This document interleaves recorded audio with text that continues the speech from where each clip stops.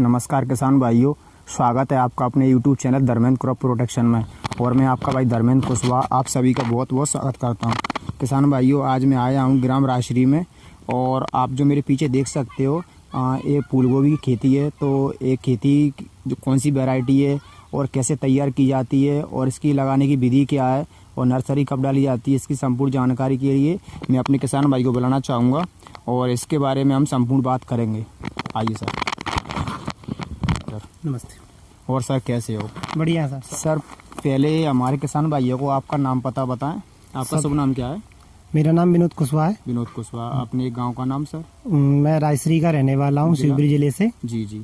Sir अभी आपने जो फूल गोभी खेती लगाई है, हमारे दर्शक जानना चाहते हैं कि इसकी आपने जमीन की तैयारी कब की? सबसे पहले जमीन की तैयारी की हमने इसको रोपाई से पहले जी, और 1 महीने लगभग पहले तैयारी की इसकी। मतलब फसल लगाने से पहले? हाँ। आप खाली खेत की 1 से 1.5 महीने पहले? 1 से 1.5 महीने पहले तैयारी कर लेते हैं जी।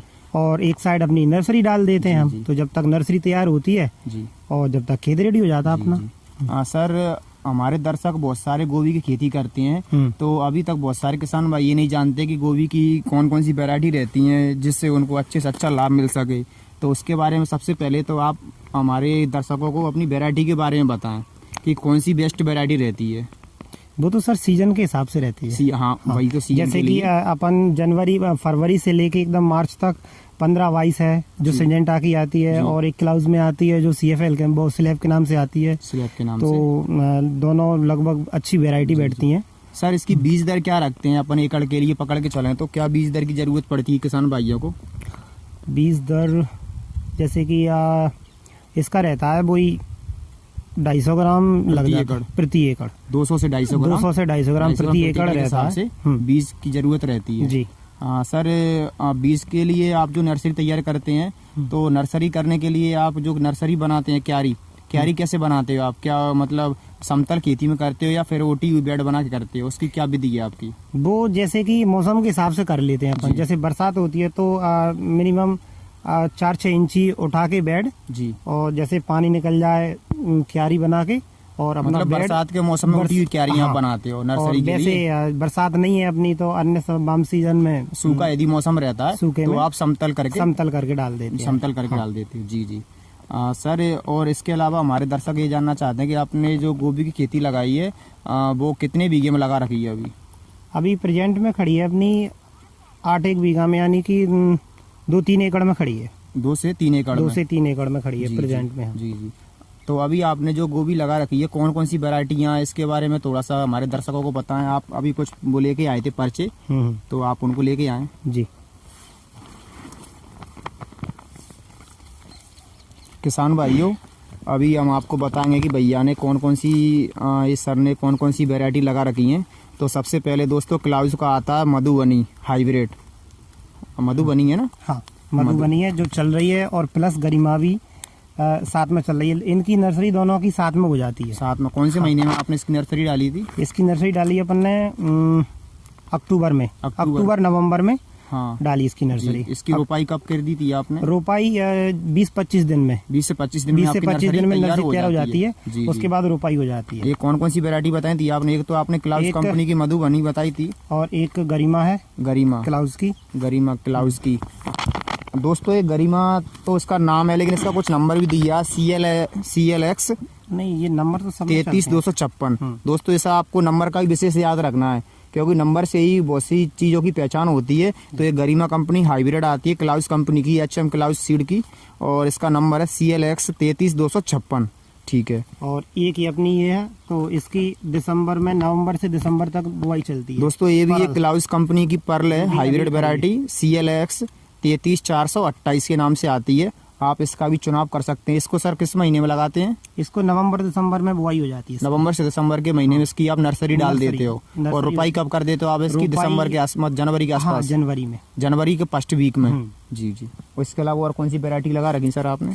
और ये नामदारी का पत्ता गोभी लगाते हैं। नामदारी का 22 कैबेज। नंबर है। और एक और आता है इसमें सौरभ करके। जी जी। तो बहुत अच्छा बेड। सौरभ क्या नामदारी का ही आता है? हाँ, नामदारी सर, ये दो वैरायटी बताइए किसान भाई, हमारे किसान भाई ने आपको, कि नामदारी सीड का आता है और ये NS 22 नंबर आता है पत्ता गोभी, आप इसका भी इस्तेमाल कर सकते हो। और दूसरी आपने कौन सी बताई थी? सौरभ। सौरभ। जी जी, मतलब इसको किसी भी मौसम में लगा सकते हैं? हाँ, किसी भी मौसम में। जी जी, चाहे बरसात का हो या सर्दी का हो। जी। और ये एक नामदारी की गोभी अपनी, तो ये 95 नंबर है मेरे ख्याल से। 1253 ये ब्रोकली है।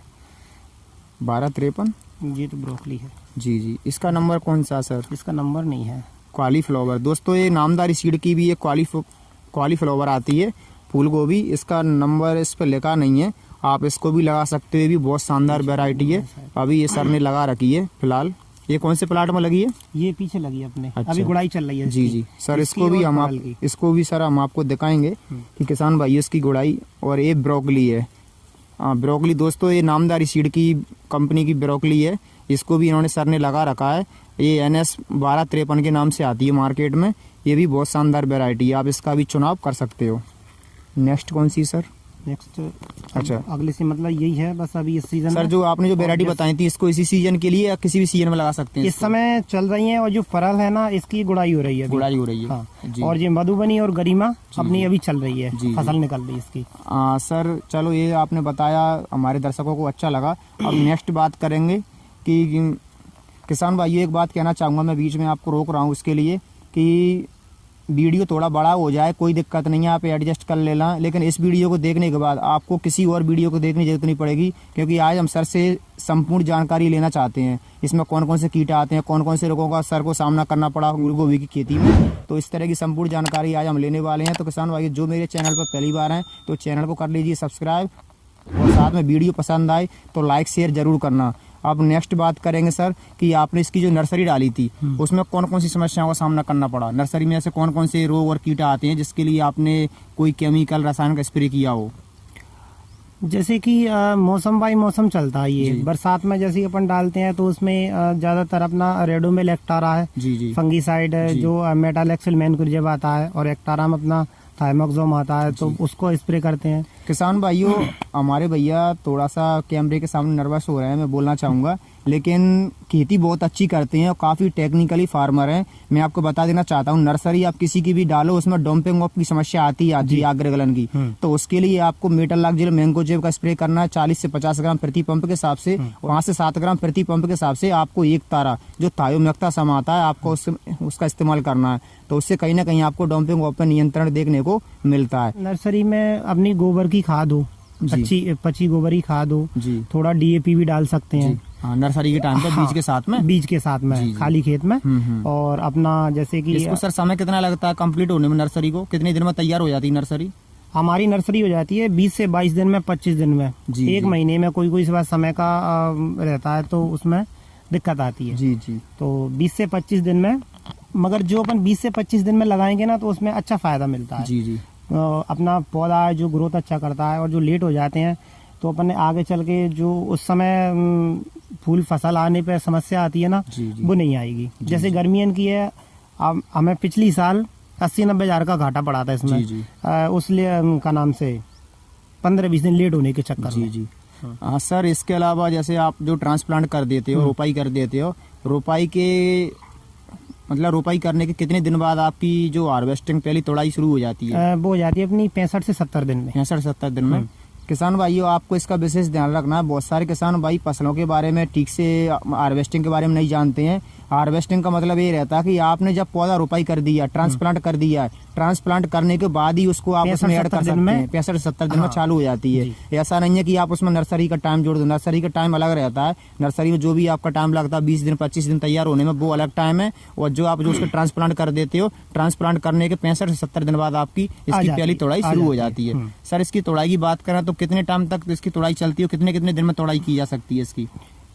इसमें चलता है जैसे कि जो गर्मियों की होती है वो लगभग टाइम तक चलती है, 20-25 दिन चल जाती है, महीने भर चल जाती है। और सर्दियों में जैसे कोई पानी मानी का प्रकोप होता है, बारिश के टाइम पे जैसे कि बद्दल होते हैं, तो उसकी गर्मी की वजह से पता चलता है अपन 10-12 दिन में खेत खाली हो जाता है। जी हाँ, वो जल्दी नष्ट हो जाती है। जी। और मतलब एकदम से पूरे खेत में फसल आ जाती है। सर अभी आपने वैरायटी बताई थी, तो ये वैरायटी आपने 2-3 वैरायटी अलग अलग खेतों में लगाई हैं। इनके सभी खेतों के बारे में आपको वेट करके दिखाऊंगा कि कौन कौन से फार्म में कौन कौन सी वैरायटी लगाई है, वो भी मैं आपको लाइव दिखा दूंगा। तो आप देख सकते हो। मतलब अभी इस जो प्लाट में खड़ी है सर, ये कौन सी वैरायटी है यहाँ जी पर? अपनी गरिमा है सर। गरिमा। हाँ, गरिमा क्लाउज की। हाँ। क्लाउज की। और जो नेक्स्ट जो अलग फार्म है उसमें कौन सी लगा रखी है आपने? ये अपने पीछे देख सकते हैं अपन, तो ये वाली मधुबनी है। मधुबनी। हाँ, वो भी क्लाउज की है। वो भी क्लाउज की है। जी जी। ये हमने पहली बार लगाई है। और इसके बाद जो नेक्स्ट जो खेत है आपका वो कौन सा है? पहली साइड उस साइड भी कुछ पत्ता गोभी लगा है, जो कि बताया था अपन ने। और उसमें गरिमा लगी है। उसमें भी गरिमा। और पीछे वाले में जी जी 3 प्लाट आपने लगा रखे हैं। तो सबसे ज्यादा आप कौन सी खेती करते हो? फूल गोभी करते हो? फूल गोभी और टमाटर। फूल गोभी और टमाटर। तो टमाटर में तो इस साल ज्यादा मुनाफा नहीं मिला किसान भाइयों को, मगर लागत पानी अपना बराबर हो गया। हाँ लागत सर इसमें, हाँ लागत की बात करें तो इसमें लागत कितनी आ जाती है आपकी एकड़ के हिसाब से?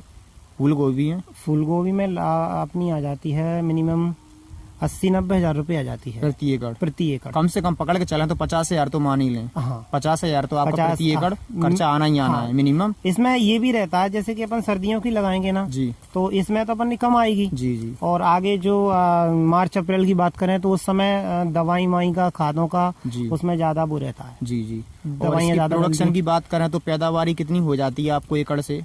पैदावारी अपनी गर्मियों में ले लो तो पैदावारी कम निकलती है अपनी, मगर उस समय अपन ने भाव का चांस मिल जाता है उसमें। जी भाव अच्छा मिल जाता है। अभी क्या रेट चल रहा मार्केट में पकड़ के? अभी तो अपना 10, 12, 15 रुपए किलो चल रहा है। 10 से 15 रुपए किलो। जी। इसका प्रोडक्शन कितना हो जाता है आपकी? मतलब कितना इसमें जो टोटल टाइम रहता है उसमें कितना माल निकल जाता है एकड़ के हिसाब से पकड़ के चलें तो? एकड़ के हिसाब से निकल जाता है अपना 300 से 300 कुंटल के हिसाब से सर्दियों में। सर्दियों में। और गर्मियों में? गर्मियों में कम रहता है। गर्मियों थोड़ा कम गर्मियों में निकलता अपना आ जाएगा सीधा आधा आ जाता है। जी जी। सर इसके फूल के साइज की बात करें तो उसमें वेट कितना रहता होगा लगभग एक इस फूल समय के? की इस समय की बात करें तो अपना ये रहता है 1 से 1.5 किलो और 1.25-2 किलो तक चला जाता है। अच्छा अच्छा। मतलब 1.25-2 किलो तक का आपका मतलब फूल का साइज निकल जाता है। फूल का साइज निकल जाता है। और बरसात में पकड़ के चलें बरसात तो? में चलें तो अपन बरसात में रहता है अपना वही आधी किलो से जी जी 500 ग्राम से 800, 900, 1 किलो तक जी जी। चलता है अपना। सर आपने जो गोभी की जो खेती कर रहे हो, फूल गोभी की, कब से कर रहे हो? कितना टाइम हो गया आपको लगाते लगाते? हमें काफी टाइम हो गया, मिनिमम 14-15 से कर रहे हैं हम ये। 14-15 2014-15 से आप 2014-15 से फूल गोभी की आप खेती कर रहे हो? जी। तो तभी आपको लग रहा है। सर इसके अलावा कुछ हमारे दर्शक जानना चाहते हैं इसमें कौन कौन से ऐसे कीट आते हैं जिसका आपको सामना करना पड़ता हो? थोड़ा सा कुछ कीटों के बारे में बताएं। सर इसमें ऐसा है कि जैसे कि इस समय तो ज्यादा कीट आते नहीं है जी सर्दियों में। जी सर्दियों में आवा है तुम्हारी जो सरसों का रहता है फरका काला कीड़ा, जी। और एक इसको बोलते हैं अपन, और भी आता है बहुत से रहते हैं, तो उसमें डाल देते हैं अपन। एक रॉन फैन की आती है बेस्ट एग्रो की, जी। तो वो दवाई से कंट्रोल हो जाता है। Ron fan. इसके अलावा और उसका टेक्निकल है, बताते हैं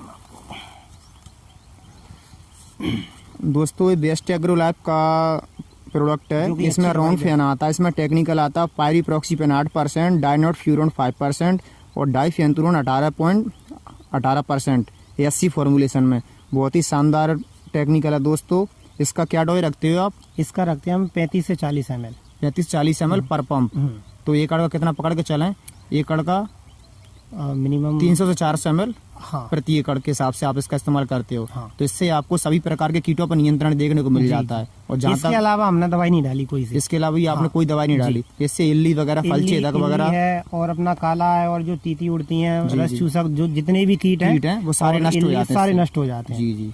इसके अलावा सर कोई ऐसा रोग आता हो उसके लिए आपने कोई फंगीसाइड का स्प्रे किया हो तो इसके साथ? फंगीसाइड में ज्यादातर हम लेते हैं रेडोमिल, जो कि उसमें मेटालेक्सिल मैनकोजेब आता है जी। और प्लस कर देते हैं उसमें एक ईसाबान करके आता है, ईसाबियन। हाँ। आप उसका भी इस्तेमाल करते हो? उसका इस्तेमाल करते हैं। रेडोमिल का क्या डोज रखते हो सर आप? रेडोमिल का रखते हैं सर 35 से 40 ग्राम। 35 से 40 ग्राम प्रति पंप। और जो आपने ईसाबियन बताया उसका? ईसाबियन का रखते हैं 40 से 50 ml। 40 से 50 ml। मतलब ये तीनों दवाइयों से ही आप टोटल खेती कर लेते हो? इसके अलावा आपको अदर किसी जरूरत नहीं पड़ती है? जी जी। और फिर जैसे मान लो और मौसम और लगता है तो अपन और डाल देते हैं। मौसम विपरीत होता है तो बस। सर आप जो दवाई का स्प्रे करते हो कितने कितने दिन के अंतराल पर करते हो? मिनिमम 12-15 दिन के अंतराल पर करते हैं। 12 से 15 दिन में। 12 से 15 दिन में आप कितनी तोड़ाई कर लेते हो 12 से 15 दिन के बीच में? या तो अगले दिन रहता है जी। या फिर जैसे कि अपन ने ये वाले प्लॉट की आज तोड़ाई की है जी, तो जी। पीछे वाला तैयार हो गया, जी, जी। उसकी तोड़ाई की, उसके बाद तीसरे की आ गई, फिर उन्हीं इसी का नंबर आ गया। ऐसे एक दिन का गैप लग जाता है अपना। जी जी। सर हमारे किसान भाइयों को थोड़ा सा आप ये भी बताएं कि ऐसा कोई उपाय बताएं कि बहुत सारे किसान भाई मतलब फूल गोभी या पत्ता गोभी खेती करना चाहते हो, तो कुछ किसान भाई ऐसे हैं कि एक बार फसल लेके फिर उसके बाद दूसरी खेती नहीं कर पाते हैं। मैं अभी आपका देख रहा हूँ चारों तरफ खेतों में कि आपने अलग अलग तरीके से इसकी रोपाई की है। जी। मतलब जैसे अभी अपन जिस प्लाट में खड़े हैं, इस प्लाट को खत्म होने के बाद में आपका दूसरा जो अभी आपने रोपाई की है वो चालू हो जाएगा। जी। तो इसमें कितने दिन का आपने अंतराल रखा? जैसे इसमें मिनिमम हमने एक तो फसल का रहता है जैसे कि 20-25 दिन का अंतराल रह जाता जी, जी। है। अब मान लो अपनी जो अभी चल रही है गोभी, जी। तो उसकी हम नर्सरी डालते हैं अभी एक आध 2 दिन में। जी, तो जी। जैसे कि नर्सरी तैयार होगी जब तक वो खेत खाली हो जाएगा। जी जी।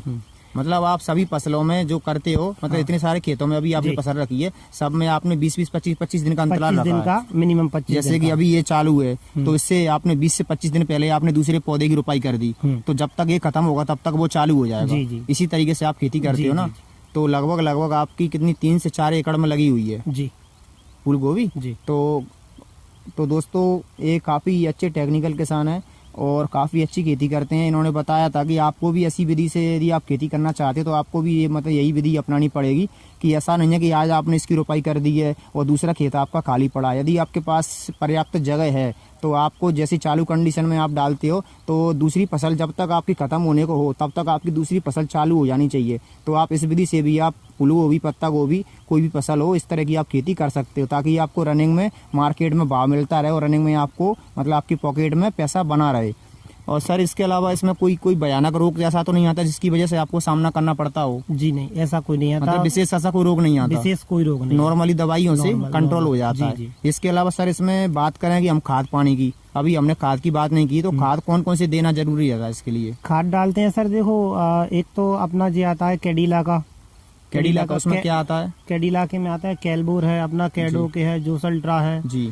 और एक मतलब जोस गोल्ड सारे है। माइक्रोन्यूट्रिएंट्स हैं उसके अंदर। लगभग वो डालते हैं हाँ, अपना। उसका क्या मतलब डोज रखते हो आप एकड़ के हिसाब से? एकड़ के हिसाब से रखते हैं अपना 15 किलो कैडोके का रखता है अपना। जी। और 15 केजी प्रति एकड़ के हिसाब प्रति से? एकड़ जी। कैडोके का। जी। और वही 15 किलो अपना कैलबोर का रहता है। कैलबोर। हाँ, ये दाने में आता है? दाने में आता है। दाने में आता है। और अपना जो अल्ट्रा है तो उसका भी 2.5 से 3 किलो प्रति एकड़ रहता ये है। किस कंपनी का आता है? कैडेग्रो का ही आता है? हाँ, कैडिला का आता है। कैडिला कंपनी का आता है। जी जी। इसके साथ में कोई ऐसा कोई एनपीके देते हो आप? कोई डीएपी यूरिया वगैरह? डीएपी इसमें यूरिया कुछ मिलाते मिक्स करते हो? डीएपी यूरिया मिलाते डीएपी का क्या डोज रखते हो सर? डीएपी का रखते हैं सर अपन 20 से 25 किलो। 25 किलो? यानी कि 50 किलो प्रति एकड़? 50-60 किलो प्रति एकड़। जी जी। इसके अलावा कोई एनपीके में और यूरिया वगैरह का इस्तेमाल करते यूरिया हो? डालते हैं अपन वही 25 से 30 एकड़। 30 किलो मतलब 10 से 15 किलो पर बीघा के हिसाब से। बीघा। इसके अलावा कोई इसमें कोई एक्स्ट्रा माइक्रोन्यूट्रिएंट्स और देते हो आप?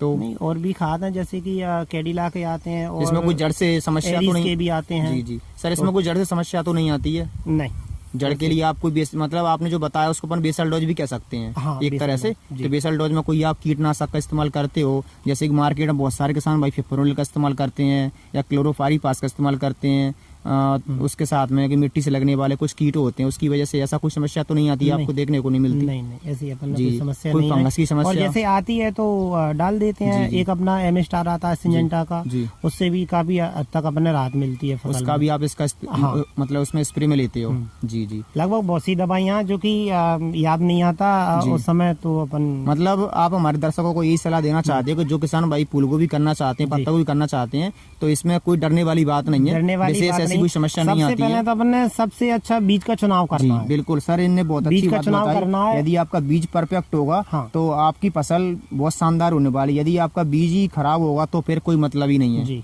तो जहाँ तक आपने अपन उसको लेते हैं, मान लो जैसे कि अपन लोकल बीज लिया अपन ने, जी। तो वो 500-600 रुपए का आ जाएगा अपना जी, जी। बीज। और जे आता है मिनिमम 1 बीघा का 100 ग्राम आता है अपना। जी। तो इसको लेंगे तो अपना बचेगा मात्र फसल में जी 1000 से 100 ग्राम 2-3। बीज 100 ग्राम बीज कितने का आता होगा लगभग? वो टाइम बाय टाइम आता है, जैसे लगभग 5000 का मान लो आप, 4500, 5000, मतलब 6000, सीजन बाय सीजन चलता है मतलब अपना ये। 3500 रुपए का कम से कम 100 ग्राम बीज पकड़ के चलें कम से कम। अभी नहीं, आपने अब हाँ मतलब साल 10 साल ये बढ़ता जा रहा है ना। हाँ, हाँ। पहले आता था 3500 का। जी, अभी कितने का आ रहा है? अभी हम लाए ये 4.5 से 5 हजार रुपए का लाए हैं। 100 ग्राम बीज। 100 ग्राम बीज। 100 ग्राम बीज तो आपको तो किसान भाइयों, इन्होंने सर ने बताया भी कि 4,500 रुपये का 100 ग्राम बीज आता है और आपको 250 से 300 ग्राम की जरूरत पड़ेगी बीज की प्रति एकड़ के हिसाब से।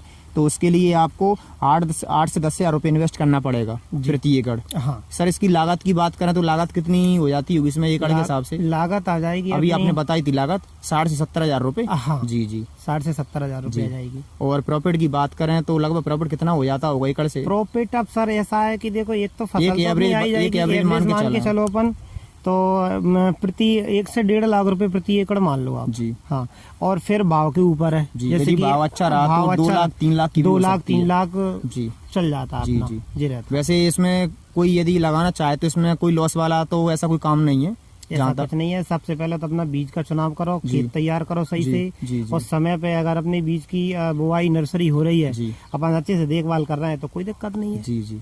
सर, इसकी सिंचाई की बात करें तो सिंचाई कितने मतलब दिन के अंतराल पे आप सिंचाई करते हो? पानी की सिंचाई भी जरूरत? मौसम के हिसाब से ही रहेगी। जैसे जी, अपनी जी। गाँव अब जो धूप पड़ेगी जी तो गर्मियों में टेम्परेचर ज्यादा रहेगा तो जी, जी। मिनिमम 2 दिन में 2 से 3 दिन में आपको सिंचाई करना ही पड़ेगा। जी जी। और सर्दियों में ऐसा रहता है कि 7-8 दिन का गैप हो 7-8 जाता। दिन का, 12 जी, दिन का, 10 दिन जी। का चला जाता और है। बरसात में तो सिंचाई का कोई मतलब ही नहीं है। बरसात में जैसा अगर रहता है तो अपन जी, कर देते हैं जी, जी। भाई साहब से। तो किसान भाइयों, आपको इसका ही विशेष ध्यान रखना सिंचाई का कि यदि टेम्परेचर थोड़ा हाई हो रहा है या फिर टेम्परेचर ज़्यादा है तो उस कंडीशन में आपको 2 से 3 दिन में सिंचाई करना है गर्मियों के दिनों में, और सर्दियों में 8 से 10 दिन में सिंचाई करना है। और नेक्स्ट बात करते हैं बरसात में, तो बरसात में तो बारिश के ऊपर डिपेंड करता है, यदि बारिश होती है तो आपको सिंचाई की ज़रूरत नहीं पड़ेगी। चलो सर, आपसे मिलकर अच्छा लगा, और बाकी हम आपका नेक्स्ट प्लाट है उसको भी देखेंगे। दोस्तों, वीडियो अच्छा लगे तो लाइक करें, शेयर करें।